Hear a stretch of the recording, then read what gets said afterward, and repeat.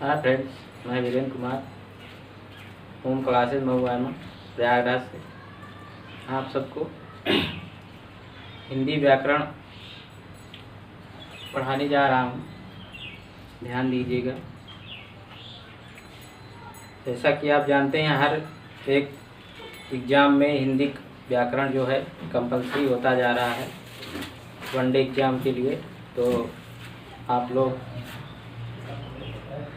लोगों के लिए हमने ये वीडियो बनाया है, आप देखिए। सबसे पहले आज हिंदी सबसे मेन चैप्टर होता है शुरुआत में भाषा।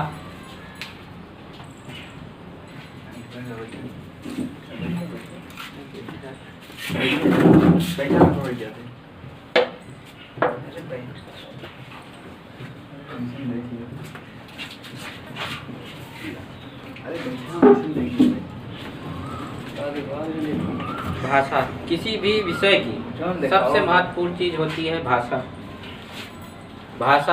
भाषा क्या है ये जानना बहुत ही जरूरी है। तो हिंदी भाषा में भाषा शब्द जो है,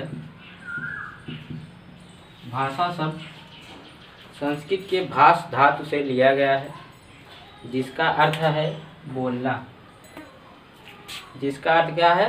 बोलना।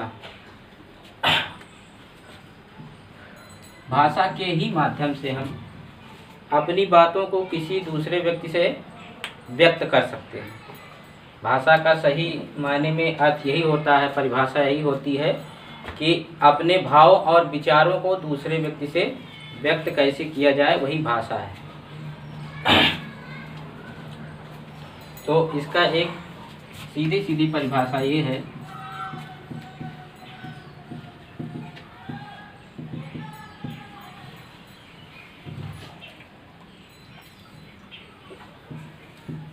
मनुष्य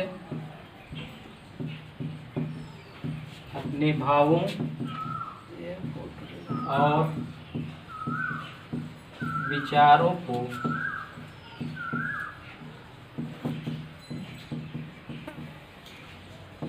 जिसके माध्यम से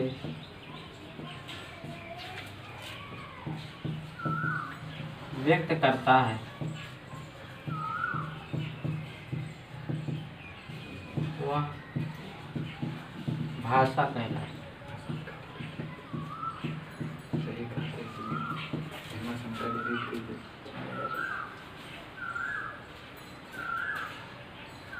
मनुष्य अपने भावों और विचारों को जिसके माध्यम से व्यक्त करता है वह भाषा कहलाती है।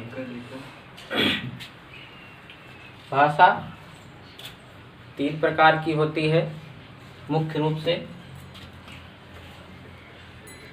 पहली है मौखिक भाषा,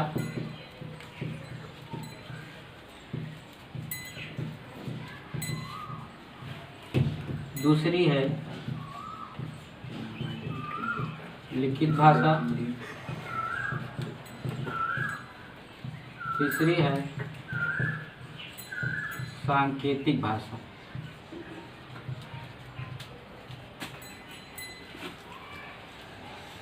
भाषा 3 प्रकार की होती है, मौखिक भाषा, लिखित भाषा और सांकेतिक भाषा। मौखिक भाषा क्या है? मनुष्य अपने भाव और विचारों को जिसके माध्यम से मौखिक भाषा वो है, मनुष्य अपने भाव और विचारों को मुख के द्वारा जो व्यक्त करता है वो मौखिक भाषा कहलाती है। इसका सीधा सीधा उदाहरण है रेडियो। रेडियो जो है मौखिक भाषा का उदाहरण है। इसमें केवल सुनाई देता है, केवल मुंह से उसमें बोला जाता है और लोग सुनते हैं। ना उसमें दिखाई देता है, ना उसमें कोई संकेत होता है।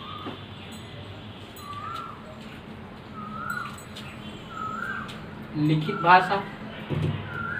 भाषा वो होती है जो मनुष्य अपने भाव और विचारों को लिख करके व्यक्त करता है। जैसे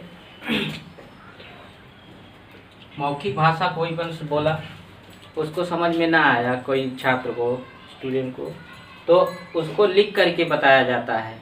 जैसे इस बोर्ड में जो भी लिखा गया है ये लिखित भाषा का उदाहरण है। जैसे अखबार,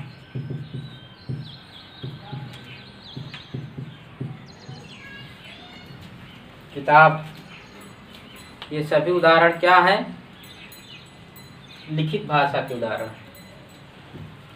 सांकेतिक भाषा, सांकेतिक भाषा वो होती है जो संकेत के माध्यम से बताया जाता है कोई भी। जैसे उदाहरण के रूप में हाईवे, चिन्ह, ये सांकेतिक भाषा के उदाहरण है।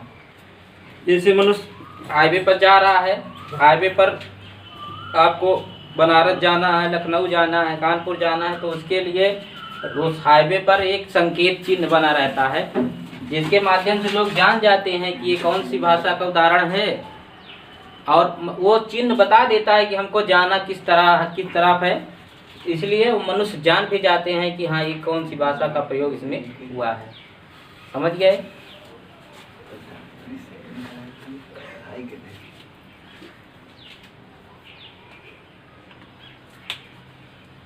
ये भाषा हो गया।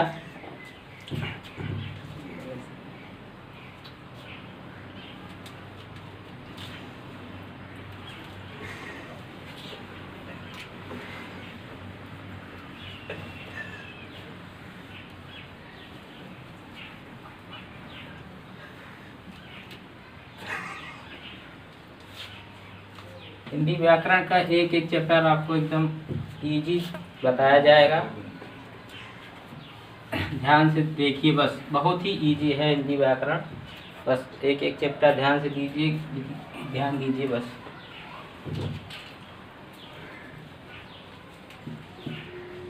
अगला हमारा हेडिंग होगी राजभाषा।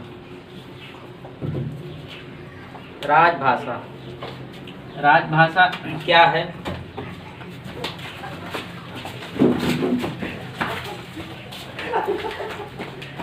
राजभाषा,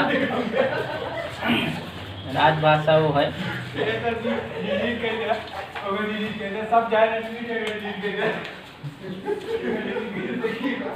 जैसा कि आप लोग जानते हैं कि हिंदी जो है हमारे देश की राजभाषा है, ना कि राष्ट्रभाषा है। राजभाषा इसलिए है क्योंकि भारत जो है राज्यों का संघ है, इसलिए हिंदी को भी पूरे राज्यों की एक मेन भाषा बना दिया गया है। इसलिए इसको हिंदी को राजभाषा का दर्जा दिया गया है। मैं आपको इसमें बता रहा हूँ कि क्यों हिंदी को राजभाषा दिया गया है। क्योंकि हमारे संविधान में इसका कहीं भी ये उल्लेख नहीं है कि हिंदी जो है हमारी राष्ट्रभाषा है। हिंदी हमारी राजभाषा है, ना कि राष्ट्रभाषा है। ठीक है, राजभाषा देखिए भारतीय संविधान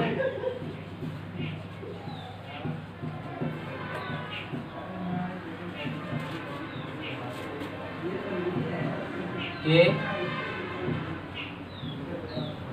अनुच्छेद 343(1) में हिंदी भाषा को राजभाषा का दर्जा दिया गया।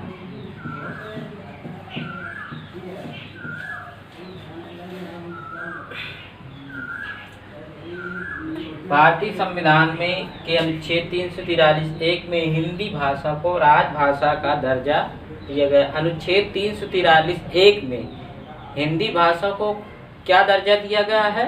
राजभाषा का दर्जा दिया गया है। संविधान में ये कहीं उल्लेख नहीं है कि हिंदी जो है हमारी राष्ट्रभाषा है। यद्यपि ये माना जाता है कि हिंदी जो कोई भी देश की जो सबसे ज़्यादा भाषा बोली जाती है उस देश में, वो उस देश की राष्ट्रभाषा मानी जाती है। इसीलिए हिंदी हमारे देश में सबसे ज़्यादा बोली जाती है, इसलिए हम हिंदी जो है हमारे देश की राष्ट्रभाषा मानी जाती है। लेकिन संविधान में ये नहीं है कि हिंदी हमारी राष्ट्रभाषा है, राजभाषा है।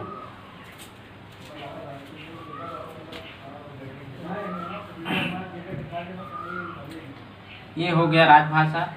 अब ध्यान दीजिए कि राजभाषा के बाद ये है कि हिंदी क्वेश्चन आता है हमारे कंपटीशन एग्जामों में आता है, क्वेश्चन आता है कि राजभाषा क्या है, भाषा क्या है, कहाँ से लिया गया, भाषा किस धातु से लिया गया है।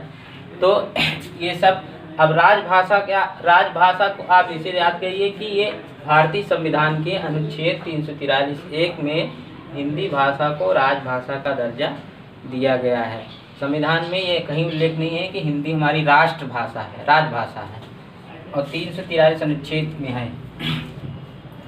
दूसरी बात, ये क्वेश्चन आता है कि हिंदी दिवस कब मनाया जाता है, हिंदी दिवस कब मनाया जाता है।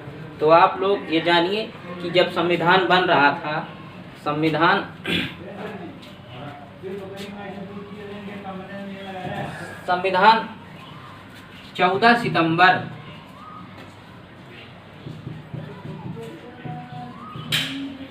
14 सितंबर सन 1949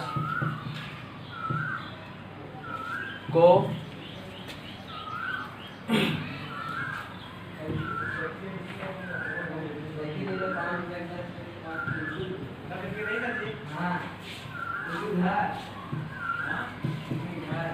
हिंदी भाषा को संविधान में लागू किया गया।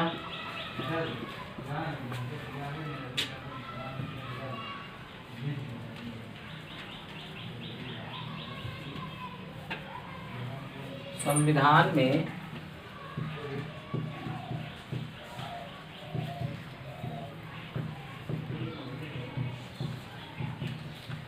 लागू किया गया।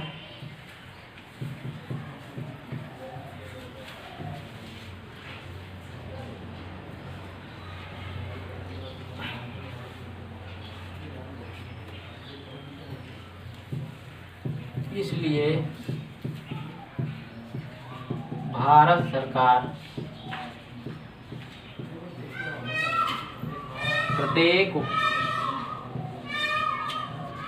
प्रत्येक वर्ष 14 सितंबर को हिंदी दिवस के रूप में मनाती है।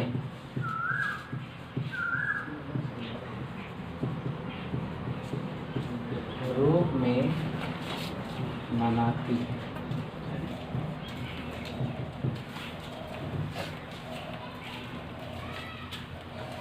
14 सितंबर सन 1949 को हिंदी भाषा को संविधान में लागू किया गया। इसलिए भारत सरकार प्रत्येक वर्ष 14 सितंबर को हिंदी दिवस के रूप में मनाती है।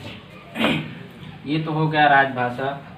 और हिंदी को किस वर्ष लागू किया गया संविधान में। उसके बाद आती है मातृभाषा।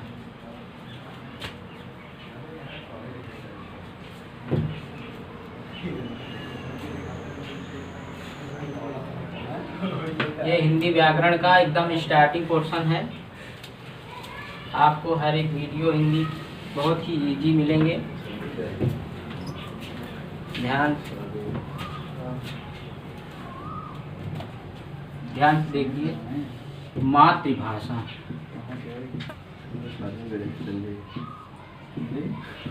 मातृभाषा क्या होती है।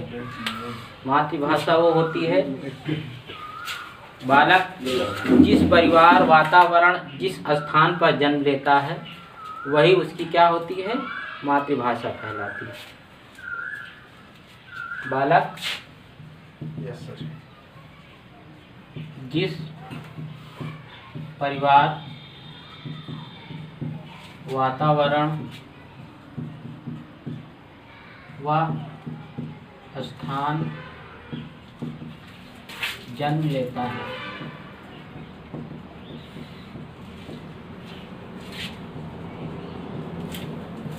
वही उसकी मातृभाषा कहलाती है। उदाहरण के रूप में जैसे बच्चा पंजाब प्रांत में जन्म लिया तो अपने माँ बाप से बचपन में कौन सी भाषा बोलना सीखेगा? सीधी पंजाबी भाषा। तो पंजाबी भाषा वो अपने माँ बाप से बचपन से, मातृभाषा इसीलिए कहा, जो भाषा उसको माँ बाप से मिले वही उसकी क्या होती है? मातृभाषा होती है।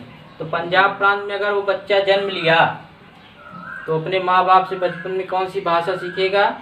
पंजाबी भाषा सीखेगा। तो इसलिए उस बच्चे की भाषा क्या हो जाएगी? मातृभाषा पंजाबी हो जाएगी।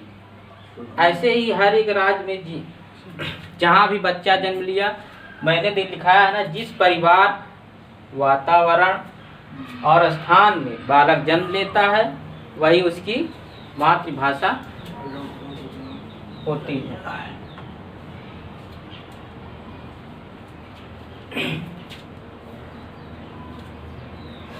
ये हो गया मातृभाषा। मातृभाषा को आप सीधे इसमें कुछ करना नहीं है, यही समझना है कि मातृभाषा होती क्या है। बालक जिस परिवार, वातावरण व स्थान में जन्म लेता है वही उसकी मातृभाषा हो गई। हमने आपको भाषा, राजभाषा, मातृभाषा बताया। अब आगे हेडिंग है हमारी लिपि।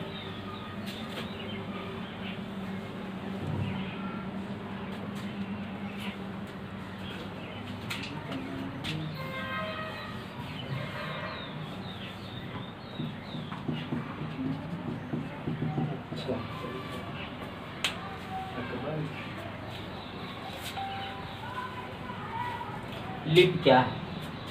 भाषा को जिस रूप में जिसके द्वारा लिखा जाता है वही उस भाषा की लिपि कहलाती है। परिभाषा के रूप में आप देखिए,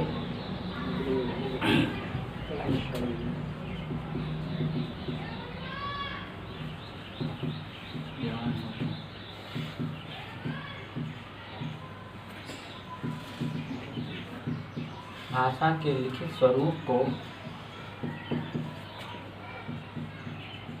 लिपि कहा जाता है।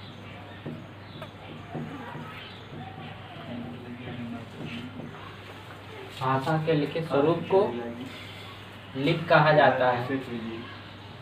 जैसे हिंदी भाषा है, उदाहरण के रूप में हिंदी, तो देवनागरी भाषा हिंदी की लिपि क्या है? देवनागरी लिपि है। देवनागरी क्यों है? कि ये माना जाता है कि ये देवताओं के द्वारा बोली गई भाषा है, इसलिए ये देवनागरी लिपि में लिखी गई है। तो मैं आपको बता दूं, 3 भाषाएं हैं जो देवनागरी लिपि में लिखी जाती है। पहला हिंदी है, दूसरा संस्कृत है और तीसरा है मराठी। ये तीनों भाषाएं देवनागरी लिपि में लिखी जाती है। जैसे क्वेश्चन आ गया, सपोज दैट, देखिए क्वेश्चन आता है कि निम्न में से कौन सी भाषा देवनागरी लिपि में है? ये क्वेश्चन 4 ऑप्शन देता है कि राजस्थानी, उड़िया, मराठी,